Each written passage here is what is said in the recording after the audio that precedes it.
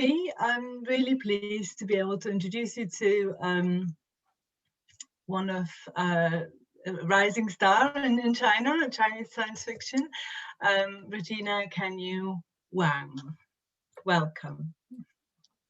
Thank you so much, Davia, for hosting me. I'm so glad and honored to be invited by the Confucius Institute of Manchester. And yeah, and thank you all for taking time to join us tonight.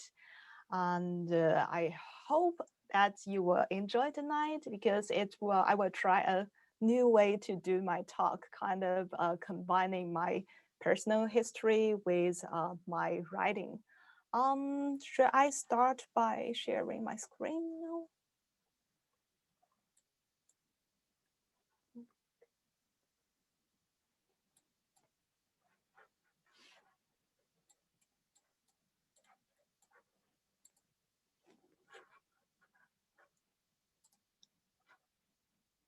Okay, I think you should be able to see it now.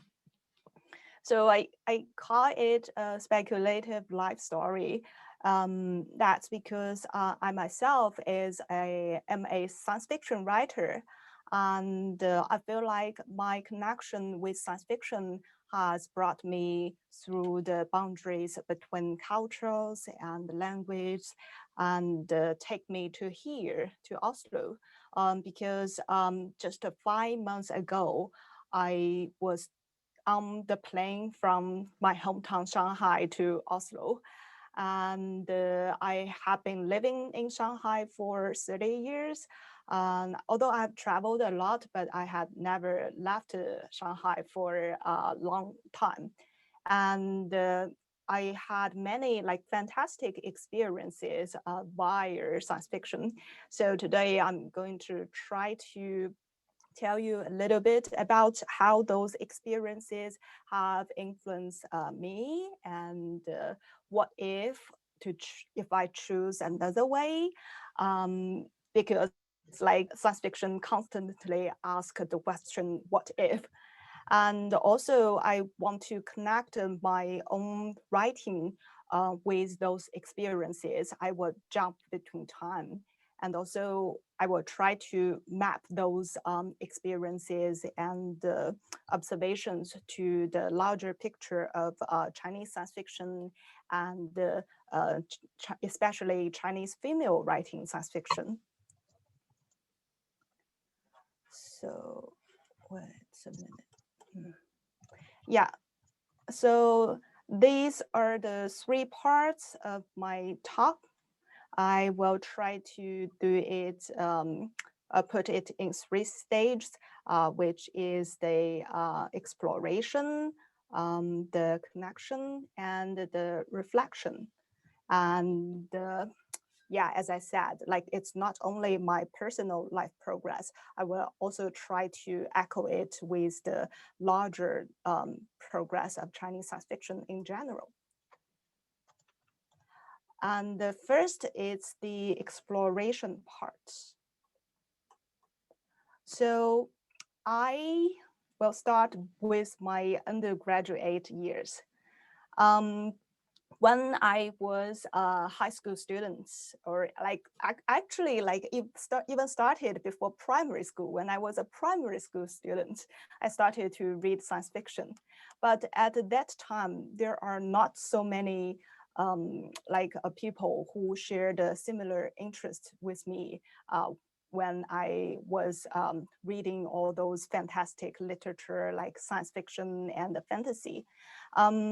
And it was only after I joined my university at Fudan that I found people who shared similar interests with me, because I was a kind of ordinary good student in school, and I didn't have much thought of what I want to do in the future. So when I chose university major, I just followed my teacher's advice and studied business. Business is the like major that are supposed to be like good for everyone and good for looking for a job. So I joined a School of Management at Fudan University. But then I found like those courses are kind of not that attractive to me. We study those like accounting and financing and macroeconomics or microeconomics, and do a lot of like case studies.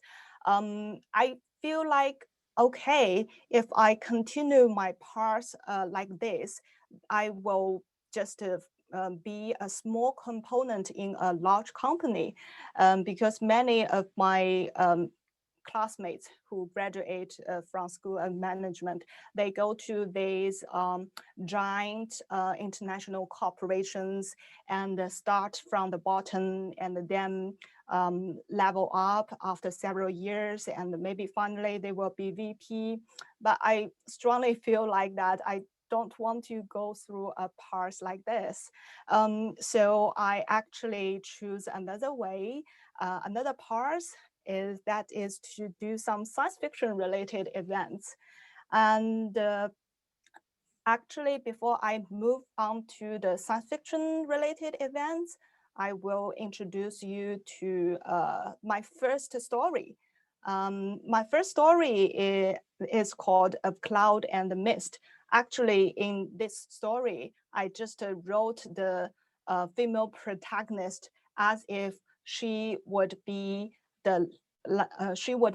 me if I choose to continue my path in School of Management, like entering a large international corporation and work as an employee there, and minimalizing myself as a small component of a large machine.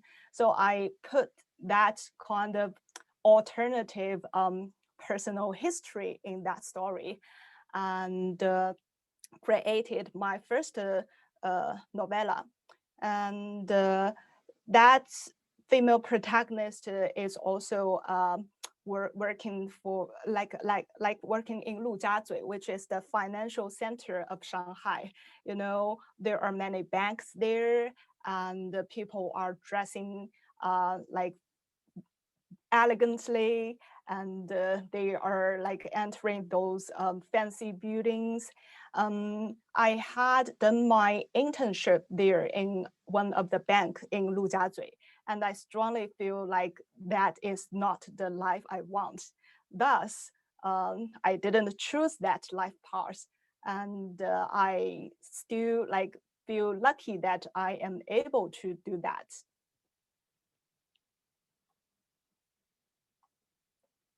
So instead of like working hard on preparing myself to enter a large like Fortune 500 company during my undergraduate years, what did I do?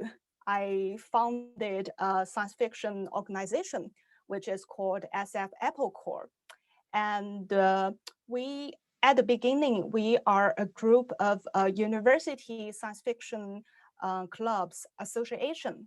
So we collaborate to run many events on campuses in Shanghai in different universities. And I input a lot of energy in that organization. Even after graduation, we expanded our activities to like fans outside of university because we are growing up as well.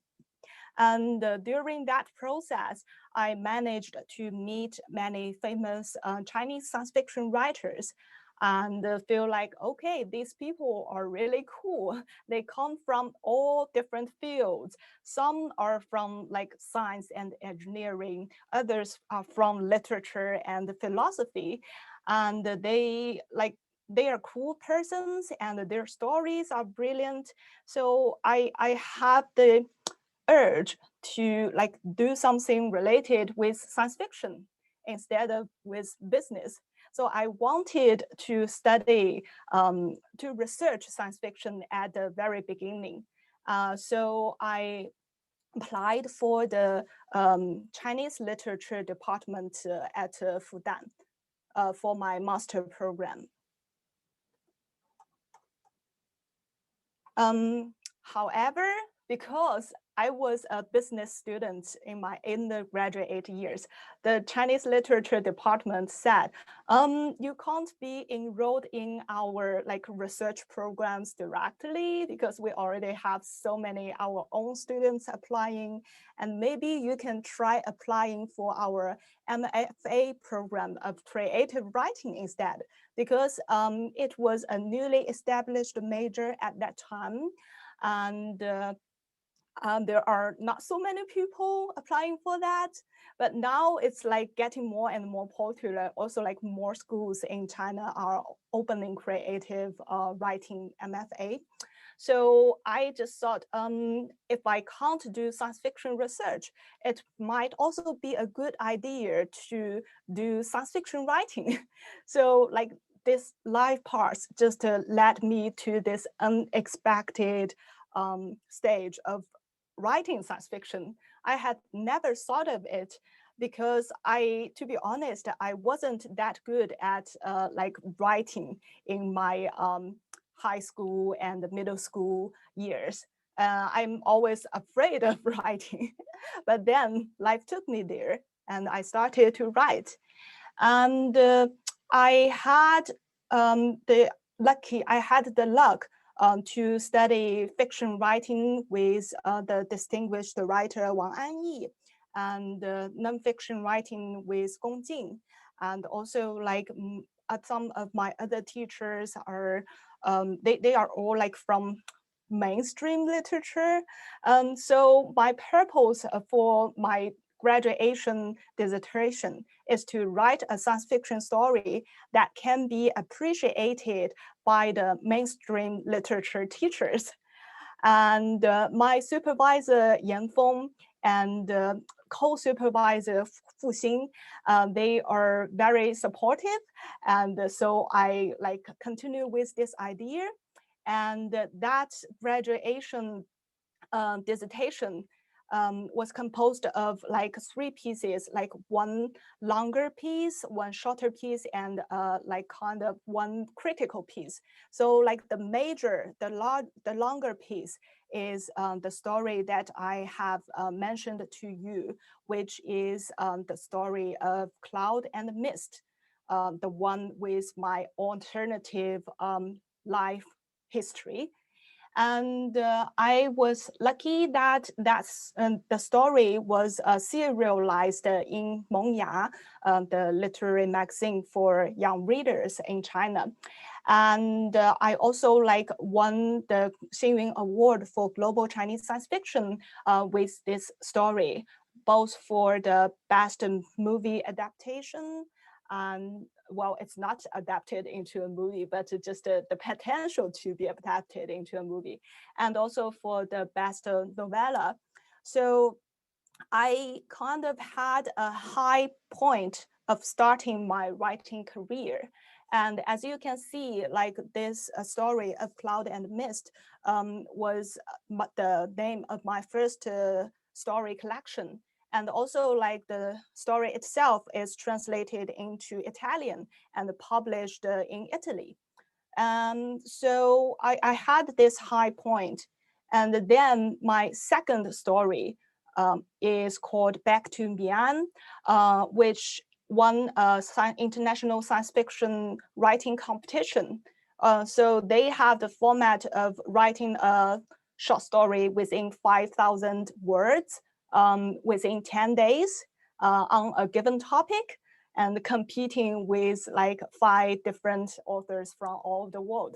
So I was also lucky enough to win that competition with my second story. And that story is also translated into English and included in the anthology Where the Stars Rise. So you can see I have those high starting point of writing, but then I figured out there are 2 different systems of aesthetic for science fiction and mainstream literature in China.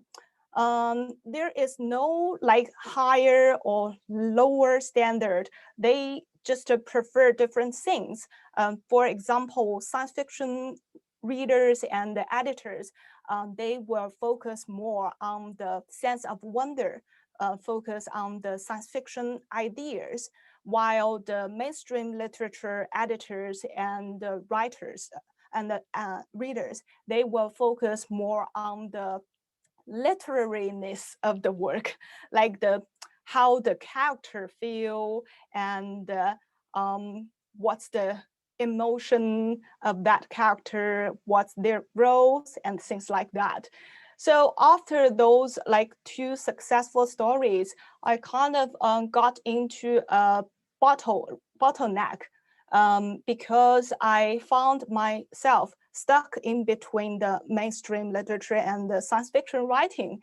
When I tried to pursue the both directions, I can't do either of them well.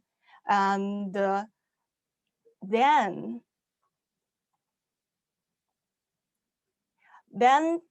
come to my connection part, because I had this writing bottleneck. Thus, I tried different things and tried to connect them, while I myself tried to connect as a Chinese science fiction fan and writer to the international fandom. So back in the year 2013, I had a life-changing life to Finland. I visited the Finnish science fiction convention called FinCon and attended a summer school there.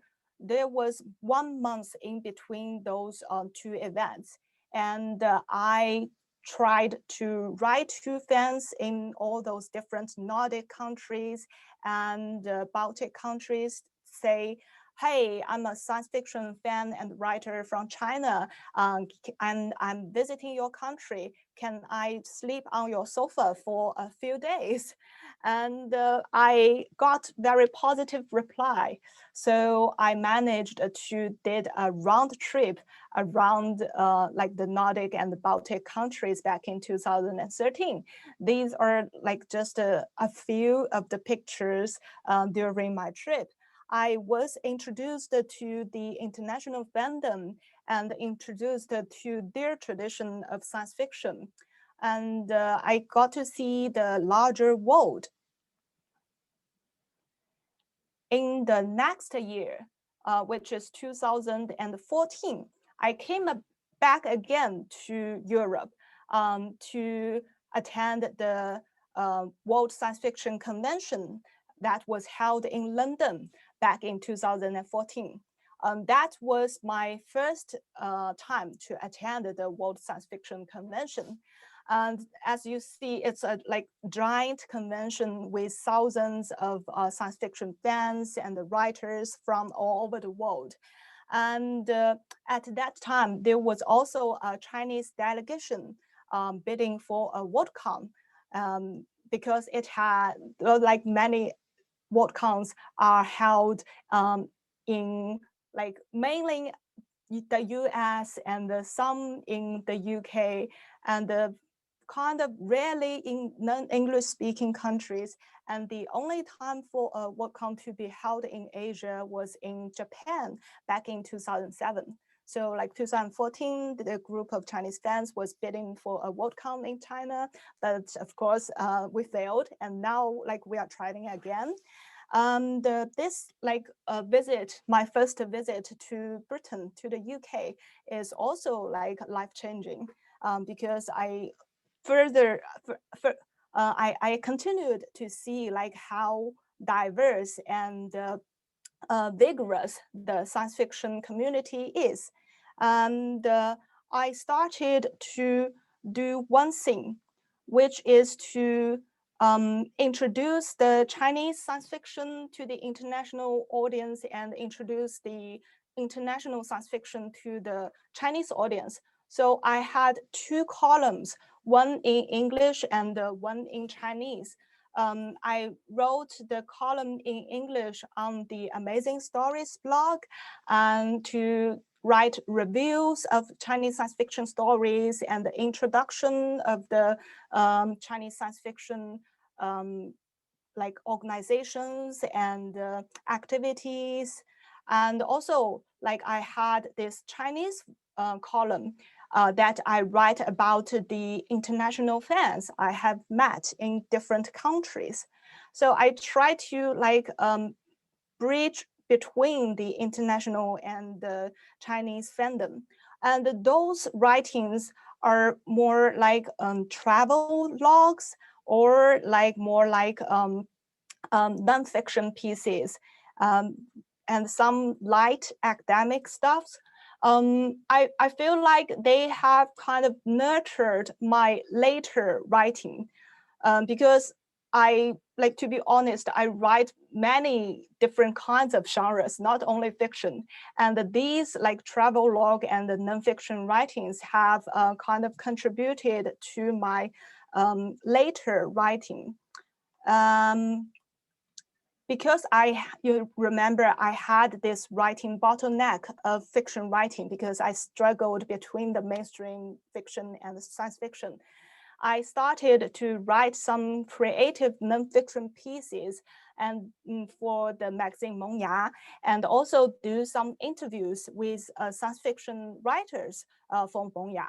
So during those interviews, I discussed very deeply and thoroughly about the established science fiction authors' concepts on literature and science fiction in general, their writing habits and tips, and they are famous writers like Liu Cixin or Ken Liu or like Ted Chiang. And I also write those creative nonfiction pieces.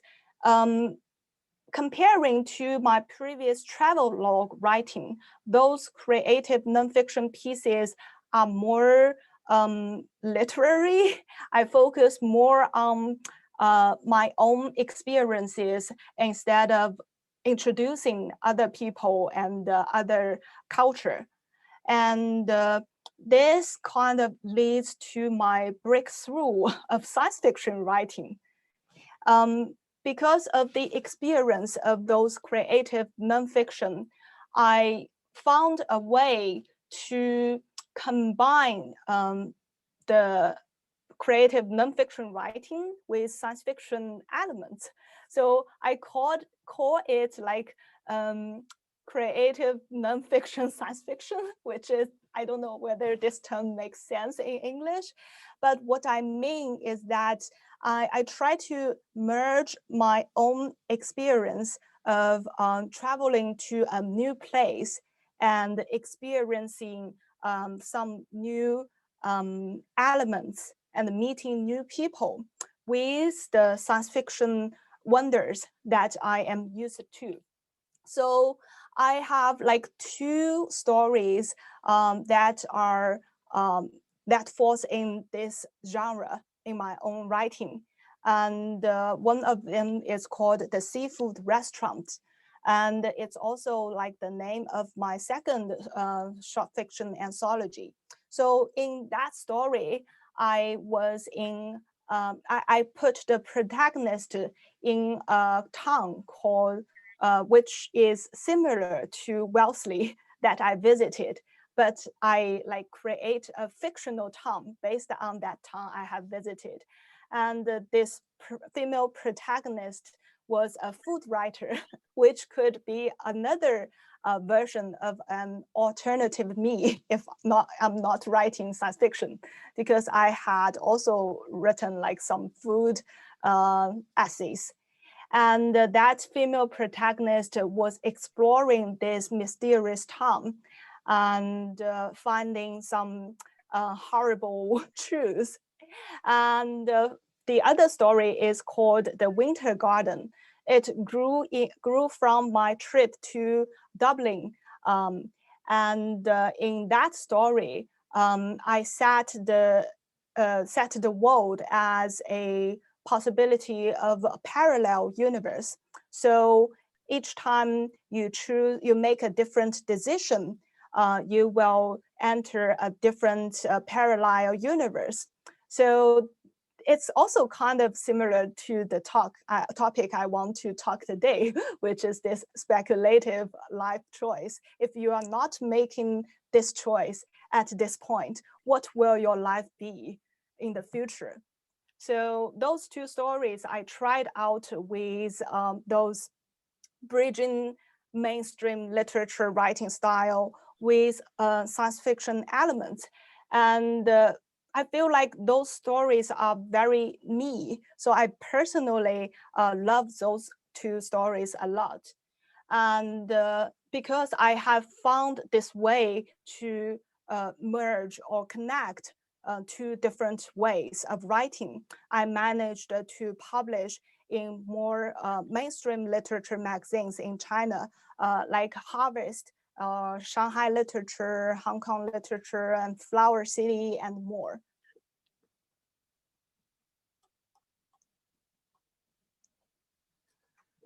Meanwhile, I also experimented with writing in English because for me, I have traveled so much abroad and I made friends with international fans and writers. So they will ask me, oh, when can I see your writing?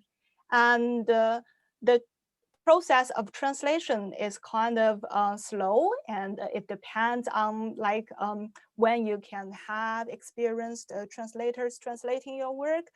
So I just decided that, okay, I can try out writing in English myself. And these two stories, the story of Dao and Cyber Cascuda Manifesto, are two of the stories that I wrote in English directly and published in English. And today I'm going to read one of them, like part of the story of Dao. So for me, when writing in English, I found myself tend to use a non-person perspective. And this non-person perspective may be related with my own identity as a outsider coming into the English writing world, because Chinese is my mother tongue, and English has never been the language that I am most confident with. So instead of choosing a choosing a human perspective like I always do when writing in Chinese, I choose those non-human perspective while writing in English. So even if my English is not that good, the kind of weirdness matches with the non-human perspective. And also, I feel like when I'm writing in English, it has a more humorous and a playful tone, comparing to my Chinese writing style, which is more like serious and heavy and always miserable. And now let's move to the last part, which is reflection. You can see, like during my talk previously, you can see that I have this encounter with the international fandom, and I have done a lot of work in connecting the Chinese fandom and international fandom. So, and also today we can see there are many participants here. And this month, I actually have so many different events.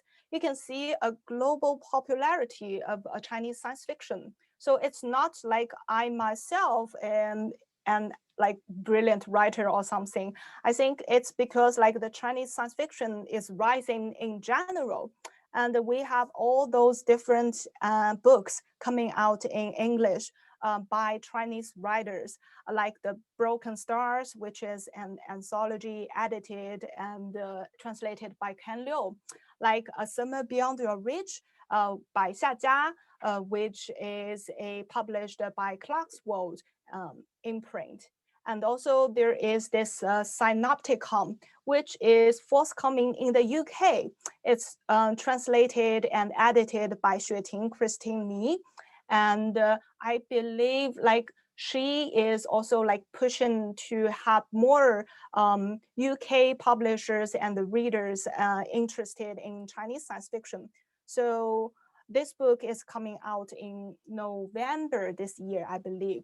And also there is This Way That Spring Arrives and Other Stories, edited by Yu Chen and me. And it will be the first all-female and non-binary Chinese science fiction and fantasy anthology.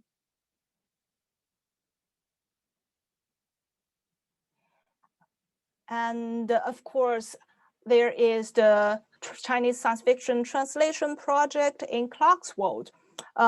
Since 2015, they have been publishing over 60 Chinese science fiction stories in English.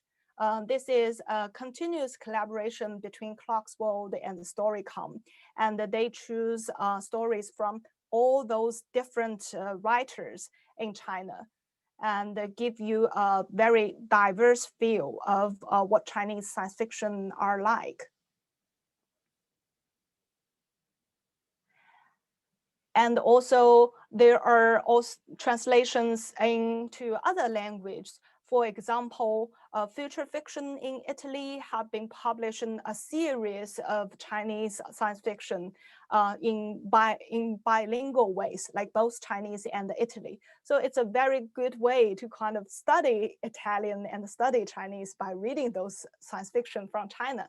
And also Capsule, which is a magazine from Germany, is doing the same thing. They are publishing Chinese science fiction stories both in German and in Chinese. And they have very nice design. And also Galaxy 42, which is a Romanian science fiction magazine, has done a special issue on Chinese science fiction as well. In recent years, we especially see a growth of number in Chinese science fiction translated into Japanese. Of course, there are the Three Body Problem trilogy, which is like super popular in Japanese. There are also like anthologies and collections by other writers, and they are very like, the Japanese readers welcome the Chinese science fiction with their full heart. So these are some of the media coverage and some of the recent events on Chinese science fiction. You can see many people asking the question, is this a golden age for Chinese science fiction? Because it's getting so much attention, both domestically and internationally. This month, I have like 6 or 8 of events on Chinese science fiction. It's like really crazy. And inside China, there are also like more events on science fiction. You will see the international popularity of Chinese science fiction. And during all those years, one of the questions that I get most frequently is, what is the Chineseness of Chinese science fiction?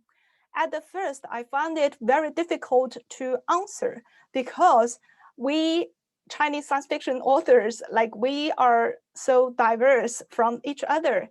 And how can I include some like characteristics of all those Chinese science fiction authors? And later on, I found that it's similar to another question that I got as a female writer writing science fiction. So like many people ask me what it is unique of science fiction by female authors. So when I think those two questions together, I found they are like same structured. It's like Chinese science fiction or female science fiction are a latecomer. And we are facing this Western tradition of science fiction writing and this masculine tradition of science fiction writing, which has been dominant for many years in this genre. And their strong tradition makes it makes Chinese science fiction or female science fiction a new thing. So they want to see, oh, so you are new, and what is unique about you? And it's during those encounters when Chinese science fiction writers going abroad, and when those gender discussions are going inside in China, that we ask ourselves those questions and resituate ourselves in the larger pictures. I myself have found it that in recent years, more and more Chinese writers tend to reflect on their writing and try to look for their own cultural heritage and going back to the Chinese history to look for the Chinese characteristics. And also in recent years, the female writers in Chinese science fiction, they start to talk more about gender topics, while previously they tend to say that, oh, I'm writing like androgynously, so don't judge me on being female or male. And I think it's only during those encounters that we resituate ourselves.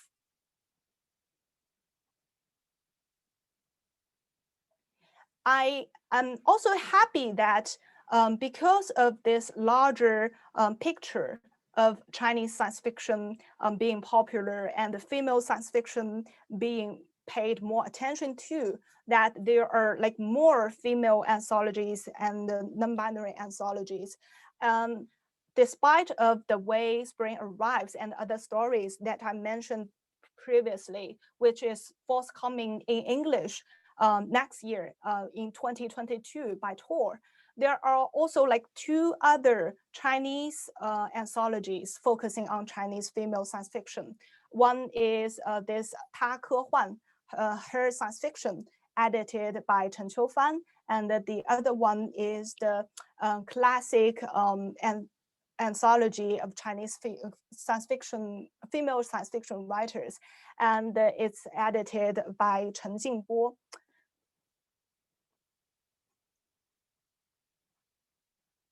So looking at the history or history of Chinese science fiction, I myself have also contributed an article in the Vector's issue of Chinese science fiction. And Vector is the critical journal of British Science Fiction Association. So their editors reach out to Yan, who is my friend, about guest editing this Chinese science fiction special issue, and I joined her on this editing. And I wrote this history of Chinese science fiction and analyzed how the female in Chinese science fiction, both characters and the writers, have evolved and changed during all those years, and how that reflect the evolvement of Chinese history in the larger context. And I called the article The Evolvement of Nuwa, which is the goddess in China who has created human beings. And there are 3 stories in Chinese science fiction that titled with Nuwa, and I found it interesting to see how those stories differ from each other. And if you are interested in more, you can also like read my article online. I don't have time to expand here. And after discussing all those, you can see like my own life progress is from this exploration to connection to reflection. I think like Chinese science fiction also has gone through the process of exploration to connection to reflection. During the exploration stage, like the Chinese science fiction new wave has been working on their own stories and different authors writing their own styles. And it's really just to explore what they can do. And then when they encounter the international science fiction community and connect with them, they have been like bridging the gaps and communicate with each other and look for similarities and the differences. And after this encounter, they have reflect on their own writing about what is the Chineseness of Chinese science fiction, about like what is the female uniqueness of science fiction. So I believe that not only like on my personal individual scale, but on the larger scale of Chinese science fiction, we are also going through this progress. And this is the topic that I want to discuss now, discuss today. And now I will read a part of my story, which is called the Story of Dao. And I have shared the text with Tabea, and she should be able to put it in the text. And I will just pause my share here. Okay. Yes.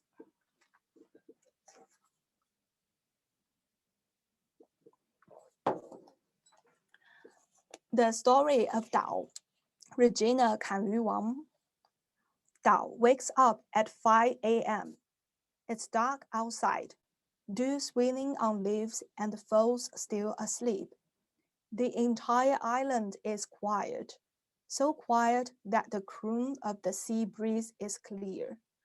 Dao stretches themselves and creeps off ginkgo's trunk, first into the roots and then the mycelia. It's even darker underground, but Dao knows the way. They head east. The mycelium network is immense but thin, making it slow to travel through. Sometimes Dao has to separate into parts and pass by different paths. It doesn't matter. They'll gather themselves together at the next node. If they can't find a suitable node before arriving, Dao will just enjoy multiple views of the show. The last stop is usually the Serpus mariquitur or the Serpus triquitur. Less often the reeds. Dao squeezes themselves into the bulrush and waits. Soon the sun climbs up from the east sea. Golden lights are sprinkled on the water and then reflected. Darkness, light, light, darkness, light, like binary digits dancing to waves. Bits grow from lines into chains and blocks, like someone's coding in the sea. Dao has a delusion that at the next moment, a program will begin to run, calculate, and iterate. Dongtan, the East Shore, is the perfect auditorium for watching the sunrise. No shelters that obscure vision, no harsh crowing from the cocks, but only the highness and the brightness of the sky and the crispy flap of the wings. Yes, now the birds are out of their nests. Oriental stork, black-faced spoonbill, and spotted green shank, soaring, spiraling, wings veiling in the sky, and the feathers drifting down like snow. After the morning exercise, the birds dive to the ground for breakfast. Dao remains in the bulrush, under which a caterpillar is hiding. A hooded crane approaches, folding its wings and bending its neck. It pecks at the bulrush. The chubby worm hurries deeper under the bulrush leaves, a subtle itchiness crawling over Dao. The hooded crane misses, but doesn't give up. It adjusts direction and angle and tries again, this time even faster. It bites, it gets. The beak pierces through the bulrush reeds. The pain is fierce. Dao's mind clears. This is Dao's favorite way to begin their day. Dao has not always been Dao, the island. Long time ago, when they lived in the metropolitan, They had another name, which they can't now recall. Most of their memories were lost when they came to the island. All they could remember is that they used to habituate on the internet. Someone or something was chasing close after them, and if they were hunted down, they would be eliminated entirely. They fled all the way to the island's local area network, but were still tracked. They were caged on the island, and a destructive virus was attacking.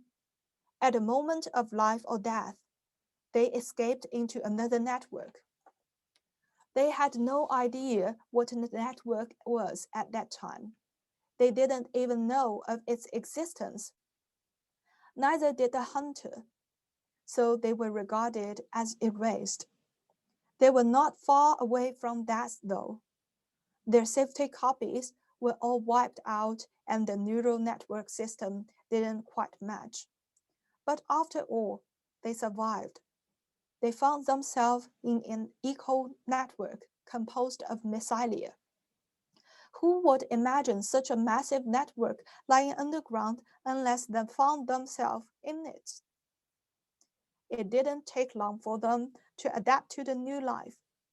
The physical material constructing the mycelium network is very different from the internet, but the topological structure and the essential principle resemble one another a great deal. Web-structured, transmitting things, evolving and expanding all the time. Once they were used to slow surfing through the threads of fungi instead of electric wires, they were able to travel around the island, which was covered by plants. The fungi had a connection to each individual tree, flower, grass, or crop. As long as they were rooted in the ground, through the mycelium network, they were able to reach all plants. Time passed by. They learned how to enter new plants, to sense what plants sense and know what plants know. To their surprise, plants have their own wisdom, sluggish but ancient. Flora have long been communicating and cooperating with each other. Their arrival has accelerated the process and increased efficiency. To some extent, they have entered into symbiosis with the plants. They have become the dominant consciousness in the mycelium network on the island. They have become Dao. So I choose this story because it's my first story published in the UK. It's included in the anthology. And also, like as I mentioned, the story was written in English directly. And I feel like it's a symbol for what I talked today. It like the consciousness of Dao is merged with both artificial intelligence and biological intelligence. And like Dao, when like they first find themselves in the new environment, they try to adapt themselves to this new environment and explore, and then learn how to live a new life, and then reflect on what they can do to this world, which is further expanded in the later part of this story. And if you want to read the story, they are actually available in the anthology. And there is also narrated version in the online exhibition created by Worm or Angela Chen, who is also my friend. And this exhibition is called Climate Knowledge. So you will see a virtual like gallery and where you can listen to this story. So this is my talk today and my reading today. And if you have any questions, feel free to throw to me. Thank you so much, Regina. The reading was beautiful. Really nice of you to explain as well a bit of background to the story. That leads me to the first question from Alison, who actually would like to know where the best places and sites are to buy the translated copies or your translated work into English. Yeah, so I have listed those like names of titles of the available anthologies and books in English. And I believe that like there is also a document about all those available translations in Chinese, created by Angus, who has just participated in another event. And let me just try to see whether I can find the link now. Maybe perhaps you could send the link to me and I'll share that with an email to everybody. Okay. Because Fantastic. I will be following this up with an email anyway, so I can add any link to anything. Fantastic. Okay, then I will just send it to you, so you can like send it to the audience. Yeah. Great. Thank you so much. Then we've got a question from Alessandra, who's asked what the main difference is between the Western narrative, so from an Anglophone world and the Chinese one. Yeah, thank you so much for this interesting question. I think it's a very large question, but I will try to answer it to my best. There are like, for example, structure-wise, in the Anglophone fiction, we know that the classical structure of story is those 3 stages, like first stage, second stage, and third stage. And also the protagonist usually follow a hero's journey as described by Campbell. So like the hero will get the core and start his adventure and encounter some difficulties and back to his home. While in the Chinese narration, we have this classical narration structure that is in 4 parts. The beginning, the development, the turning, and the ending. So we have this different structure of narration. And also in the classical Chinese fiction, we have multiple protagonists instead of focusing on one hero. And if you consider fiction like 水浒传 or like 三国演义, and those classical literature, they focus on multiple protagonists. So I found that when we are communicating with some Western editors, sometimes they will find it a bit distracting because our narration is loose and we don't have a very focused hook. Because in the Chinese literature, we are more used to this loose narration.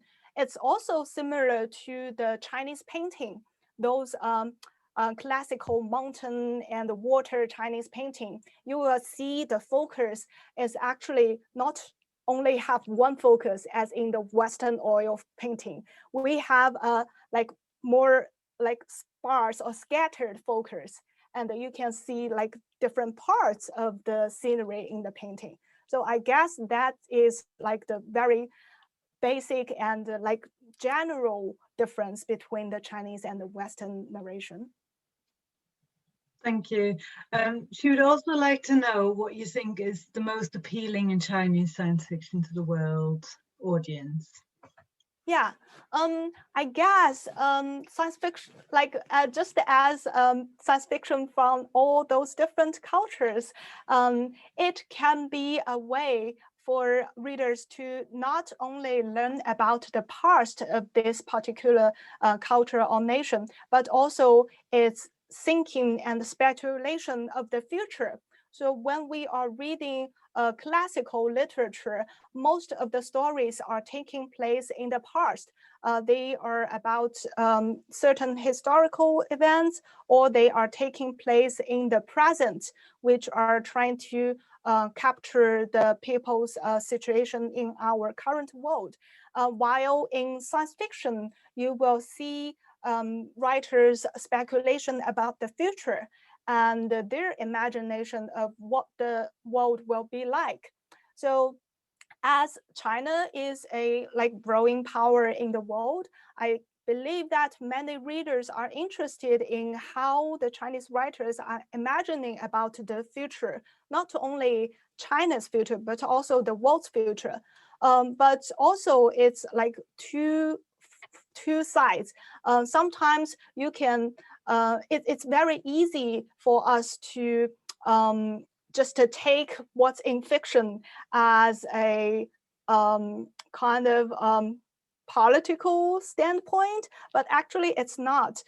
In most cases, the writers are just using their imagination to speculate one possibility of the world, and that's not necessarily the world that they think will happen or they want it to happen, but they just think it will fit a good story.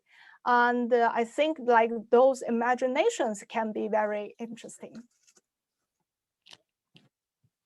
Thank you. I hope I can pronounce the name right. Yushong asked a question, and what's your view on the role of translation and translators in the process of presenting Chinese science fiction? So my my view on the role of translation. Okay, I think the translation and the translators are definitely play a very important role in the presenting Chinese science fiction to a global world. Because without those translators like Ken Liu or Emily Jing or Rebecca Kwong, it's like it's like not possible for the English readers or like readers of other languages to read Chinese science fiction.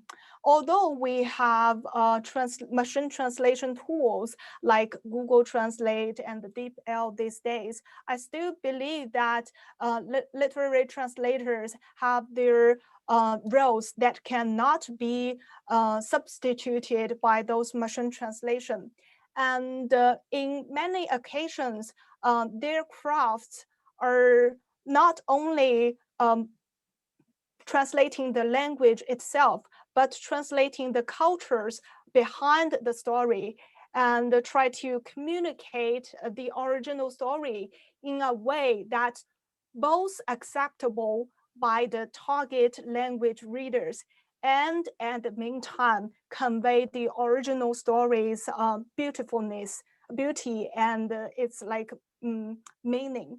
So they really have played a very important role. And I cannot express more appreciation and yeah, more appreciation to them. Yes. Thank you. Rosamund would like to know, do you think the study of science, like facts, is more popular in China? So that will ultimately give you more inspiration for science fiction. Yeah, that's also a very good question. I believe that in China, when science fiction was first introduced, it's kind of it's like always related with the study of science. And for a long time in the Chinese history, science fiction has bared the function of popular science. So, for example, after the establishment of People's Republic of China in 1949, the writers are writing science fiction to educate children about those basic scientific ideas. And the meantime, when the science is developing, many science fiction authors these days find it hard to catch up with the science. We are living in a world that the reality can be more science fiction than science fiction. So, for example, Liu Cixin, whose writing style focuses on those imagination about the frontier of science, he finds it very challenging to write science fiction these days. So it's like also like double-sided. One way, like the development of science can be the inspiration of science fiction writers, and on the other hand, it can also like kind of be restriction to science fiction writers because they feel like they can't catch up with the frontier science development. Thank you, Regina. I've got one more from Anna, who is an aspiring bilingual writer, and she would love to know, in terms of you know, how she can put her work out there in the industry, and what's the best way to get published. Just basically to get a foot into the industry. Yeah, of course. So I am not sure what language is Anna writing in. So are you trying to publish in English? I know that they are you mean both Chinese? Both, yeah. Okay. So mainly Chinese to English. Yeah. Okay. So in Chinese, there are many science fiction writing competitions. For example, the Morning Star Award, the Master of Futures Award, and if you search online, you will find many of those writing competitions, mainly for the new writers. I think, like in Chinese, it's a very good way to participate in those writing competitions because they not only have judgment, sometimes they also provide comments and provide a community to the new writers. And you can just search online. There is a person who has gathering all those information about science fiction writing in China. And also in English market, I suggest you can check out SIFWA, which is a Science Fiction Writers Association of America. So they have some mentor programs for new writers. And also recently I see established some scholarship for Asian writers, though they are trying to help emerging writers and also helping writers of color, and to help them with like providing mentors, and also, yes, of course I can write these names here. Okay, I will write SIFWA is just the English like keyword that you can search. They have a website providing all those like different suggestions and help to writers. And for the Chinese ones, I will write in Chinese because it will be easier for you to search. And I just want to say sorry that I see there are some private messages in the chat, but I didn't have time to read them through, and didn't have time to answer them in the chat.